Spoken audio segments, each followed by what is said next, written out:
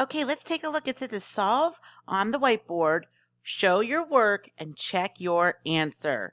The question says, what is the product of 4/5 and 2/3? 5 and 2/3. So first step, I need to write my problem on the board. When they ask us for a product, we want to multiply.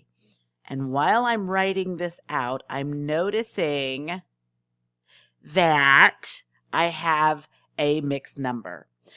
So when we multiply and divide fractions, we cannot have mixed numbers. We have to turn them into improper fractions. So in order to do that, I'm going to turn my 5 and 2/3 into an improper fraction. So I multiply my denominator times my whole number. 3 times 5 is 15.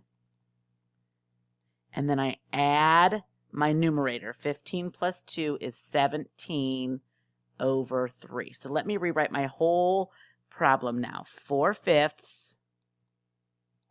times 17/3. I'm going to take a look at my opposite numerators and denominators to see if I can't simplify, and I can't do that yet. So let's go ahead and multiply our numerators. 4 times 17. I cannot do that in my head, so I'm going to write it out. So 17 times 4. 7 times 4 is 28. Carry my 2. 4 times 1 is 4 plus my 2 is 6. So that gives me 68. So let's 68. And then I'm going to multiply my denominators. 5 times 3 is 15. Okay, so now I have 68/15. Now that is an improper fraction. I need to turn it into a mixed number.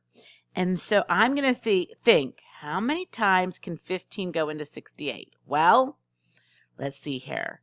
15 times 1 is 15, times 2 is 30, times 3 is 45.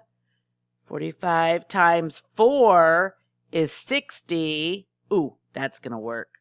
So I'm going to have 4 wholes, and I'm going to subtract my 60 from my 68. So 68 minus 60 leaves me with 8 as my new numerator. And I'm going to keep my denominator at 15, and that is in simplest form. So your final answer is 4 and 8/15.